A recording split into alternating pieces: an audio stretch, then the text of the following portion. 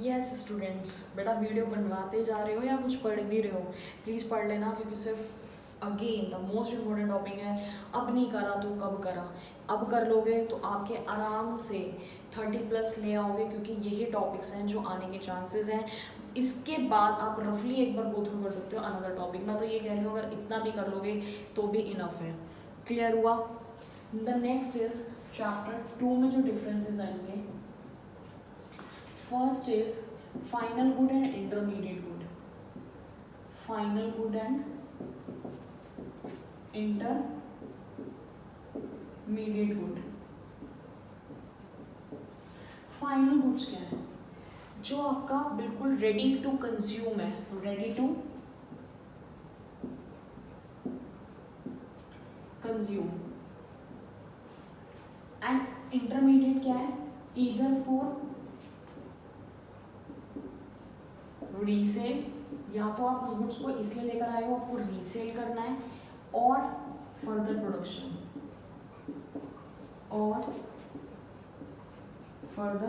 Production, ये marker shopkeeper किस लिए लेकर आया? उसको रीसेल करना था। इस मार्कर में ये जो अंदर ये रबर लगी हुई है, जो फोम लगी हुई है, ठीक है, इसको वो क्यों लेकर आया था? क्योंकि उसे क्या बनाना था? मार्कर बनाना था। तो जो भी फर्दर प्रोडक्शन, एक जो हलवाई है वो मिल्क क्यों लेकर आता है? क्योंकि उसे स्वीट्स बनानी है। This is a intermediate good. हम मिल्क लेकर आ रहे हैं, milk used by firm, house hold या यूज्ड बाय फर्म्स, फर्म्स भी तो कंज्यूम कर सकती हैं, तो वो क्या हो गया? That is a final good. ये हो गया फर्स्ट डिफरेंस। सेकेंड हो गया cross the production boundary. Cross the production boundary, in short में लिख रही हूँ मैं, PV is the production boundary. ये बेटा डू नॉट क्रॉस, क्योंकि अभी मैं यहाँ पर आपको पढ़ा रही हूँ, दिस इज अ रूम। अगर यहाँ पे मेरी प्रोडक्शन चल रही है, मार्कर बन रहा है अभी, तो मैं ये रॉ मटेरियल सिर्फ इसका ये ऊपर का पोर्शन, नीचे की प्लास्टिक की बॉडी बाहर सेल होने के लिए नहीं भेज सकती। जब ये पूरा मार्कर रेडी हो जाएगा, this is a final good, अब मैं इसको इस रूम से बाहर भेज सकती हूँ, मतलब क्रॉस हो गई बाउंड्री। तो this is the cross the boundary and ये do not cross. The next is, आप एग्जाम्पल दे दोगे, milk purchased by households, and this is the if milk purchased by sweet shop, milk purchased by sweet shop, क्योंकि उसका purpose क्या है कि उसको तो उससे फर्दर प्रोडक्शन करनी है, स्वीट्स बनानी है। तो ये हो गया second. The next is factor income and transfer income. Factor income versus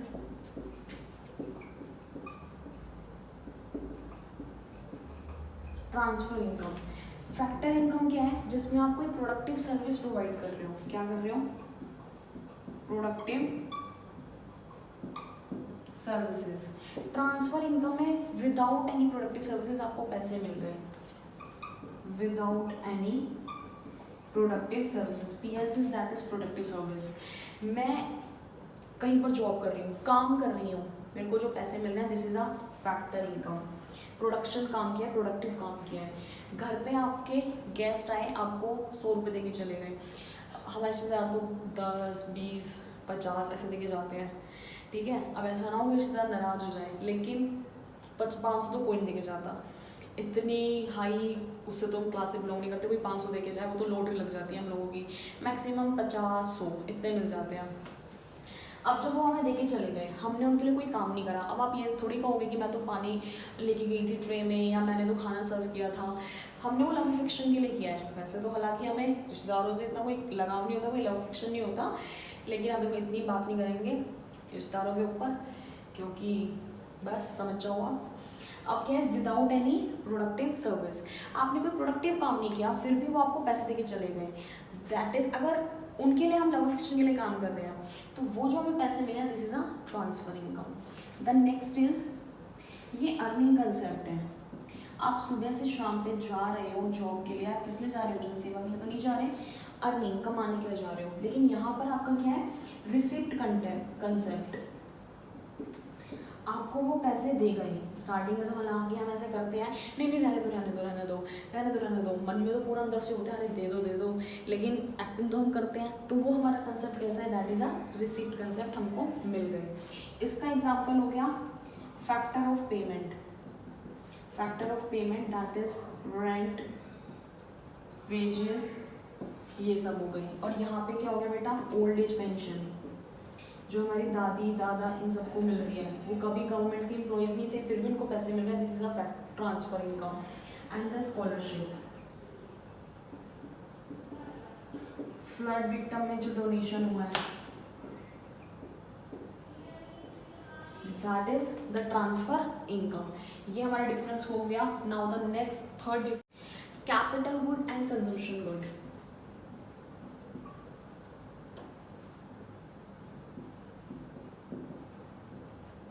consumption good versus capital good. Consumption good, आप क्या कर रहे हो, डायरेक्टली सेटिस्फाई हो रहे हो, प्यास लगी पानी पी लिया, कोल्ड ड्रिंक पी ली, directly satisfy, directly satisfy. Capital good आपने इन्वेस्टमेंट करी है, कार परचेज करी है, इन्वेस्टमेंट पर्पस के लिए होता है, that is a indirectly, that is indirectly. The next is example लिख दोगे। कंजम्पशन गुड, आप कोई भी वेजिटेबल लेकर आ रहे हो, उसकी ड्यूरेबिलिटी ज़्यादा नहीं है, पेरिशेबल गुड्स हैं, खराब हो जाएंगे, तो यहाँ पे क्या आता है, less durability.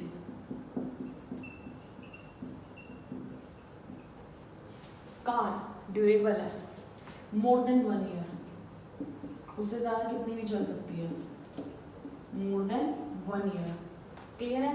The next is, इसमें आप एग्जाम्पल लिख दोगे, that is vegetable used by households, as mention कर दिया इन शॉर्ट, एंड द इधर the car, plant and land, building are the examples of capital goods. Okay, machine. The next difference is, most important thing is, जो statement आ सकती है, all producer goods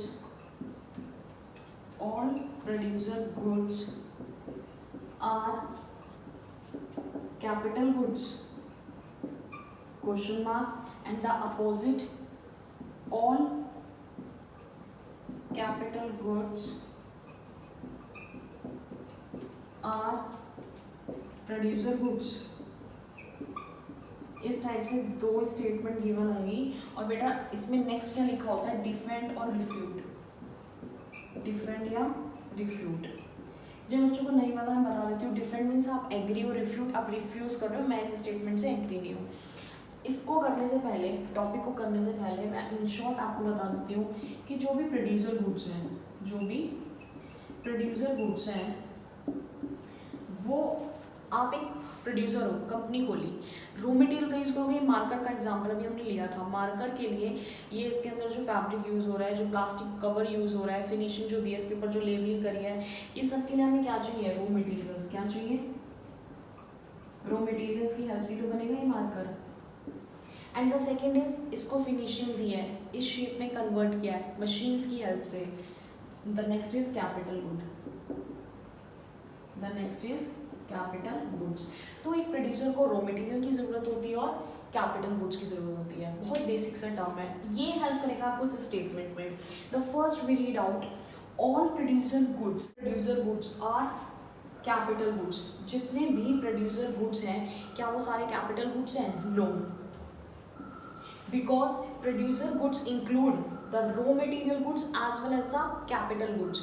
capital goods मैंने अभी आपको ऊपर समझाया था, plant, land, building, machine। बेटा मशीन जो है जिसकी हेल्प से मार्कर बन रहा है वो रॉ मटेरियल नहीं है, तो this is the answer no. The second statement, all capital goods, जो भी कैपिटल गुड्स हैं, yes, are the producer goods.